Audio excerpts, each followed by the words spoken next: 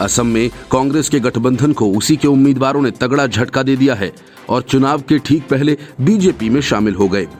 Bodoland peoples front यानी BPF के उम्मीदवार रंगजा खुंडूर बासुमत्री ने पार्टी से ही इस्तीफा दे दिया। अब कांग्रेस और बीपीएफ की शिकायत पर चुनाव आयोग इस मामले की सुनवाई करेगा। इसके पहले खुंडूर बासुमत्री 2 दिनों तक लापता रहे और उसके बाद बीजेपी नेता हेमंत बिस्व शर्मा से मिले। शर्मा ने ट्वीट कर कहा उन्होंने बीपीएफ उम्मीदवार से मुलाकात की है और वह बीजेपी में शामिल होंगे।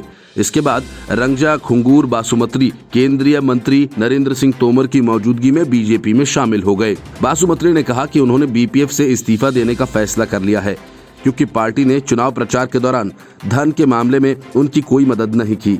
बासुमत्री ने कहा कि तकनीकी कारणों से अब उम्मीदवारी वापस लेना संभव नहीं है, लेकिन वह बीजेपी के सहयोगी यूपीपीएल के उम्मीदवार लेहोराम बोरो का समर्थन करेंगे।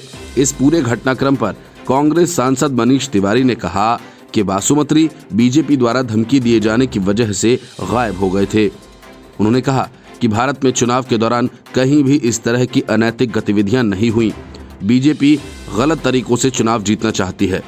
ये फासीवादी मानसिकता है और यही बीजेपी की शिक्षा है।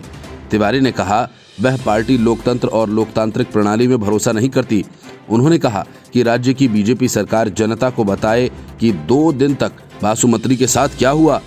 उन्होंने चुनाव आयोग से इस घटनाक्रम पर विस्तार से जांच की मांग की है। सूत्रों ने कहा कि शर्मा ने इस मामले में चुनाव आयोग को अपना जवाब भेज दिया है।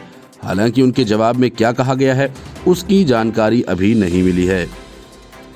Report news of India.